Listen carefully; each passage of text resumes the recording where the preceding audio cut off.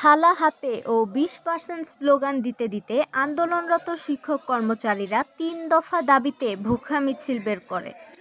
তবে শিক্ষা ভবন অভিমুখে যাওয়া ভুখা মিছিলটিকে আটকে দেয় পুলিশ।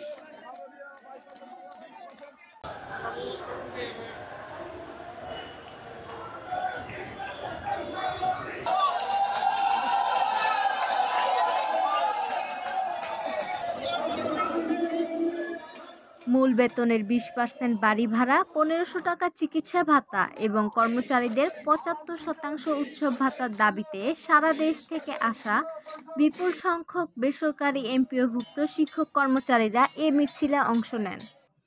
মিছিলটি শহীদ মিনার থেকে বের হয়ে দোয়েল চত্বর প্রদক্ষিণ করে হাইকোর্টের সামনে পুলিশি বাধার সম্মুখীন হয় এবং আন্দোলনরত শিক্ষকরা পুলিশি ব্যারিকেডের সামনে দাঁড়িয়ে সরকার ও শিক্ষা উপদেষ্টাকে লক্ষ্য করে দাবি আদায়ে নানা স্লোগান দিতে থাকেন। লাগাতার আন্দোলনের মুখে বেসরকারি শিক্ষা প্রতিষ্ঠানে কর্মরত এমপিওভুক্ত শিক্ষক কর্মচারীদের বাড়ি ভাড়া বাবদ ভাতা মূল বেতনের 5% হারে সর্বনিম্ন 2000 টাকা দেওয়ার সিদ্ধান্ত প্রত্যাখ্যান করে আন্দোলন চালিয়ে যাচ্ছেন শিক্ষক কর্মচারীরা।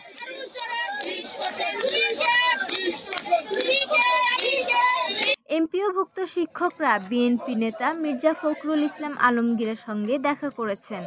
বাংলাদেশের সর্ববৃহৎ রাজনৈতিক দল বিএনপির সাথে কথা হয়েছে। বিএনপি সরকারের সাথে যোগাযোগ করবে, লিয়াজম মেনটেন করবে। তারা আমাদের দাবির সাথে একাত্মতা পোষণ করেছে। আমরা তাদের অনুরোধের প্রেক্ষিতে এবং অন্যান্য সকল রাজনৈতিক দলের অনুরোধের পরিপ্রেক্ষিতে আজকে আমরা ব্যারিকেড ভেঙে শিক্ষা ভবন ঘেরাওর জন্য আসছিলাম, কিন্তু আমরা শিক্ষক হিসেবে আমাদের যথাযথ স্বকীয়তা এবং মর্যাদা বজায় রেখে আমরা আন্দোলনকে আজকে আবার শহীদ মিনারে নিয়ে যাচ্ছি। আশা করতেছি আগামী 24 ঘন্টার মধ্যে সরকার, রাজনৈতিক দলসহ আমাদের দাবির সাথে একমত পোষণ করবেন।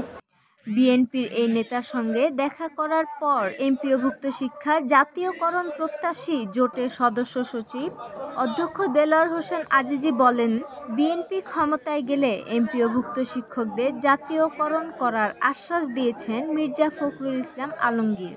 এমপিওভুক্ত শিক্ষক কর্মচারীরা এতদিন প্রতি মাসে 1000 টাকা করে বাড়ি ভাড়া পেতেন।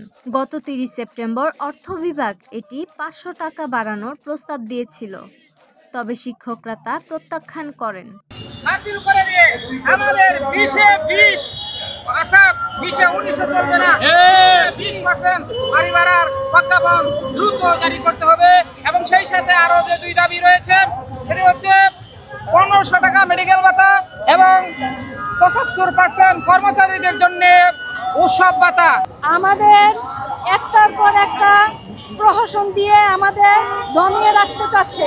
আমরা কোনো প্রকারেই এই আন্দোলন থেকে পিছপা হব না। পরবর্তীতে শিক্ষা মন্ত্রণালয় অর্থ বিভাগকে চিঠি দিয়ে শতাংশের ভিত্তিতে বাড়ি ভাড়া বৃদ্ধির প্রস্তাব দেয়।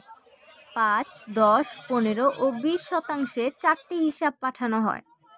সরকারের আর্থিক সক্ষমতা বিবেচনা করে অবশেষে 5% বৃদ্ধির প্রস্তাবে সম্মতি জানানো হয়।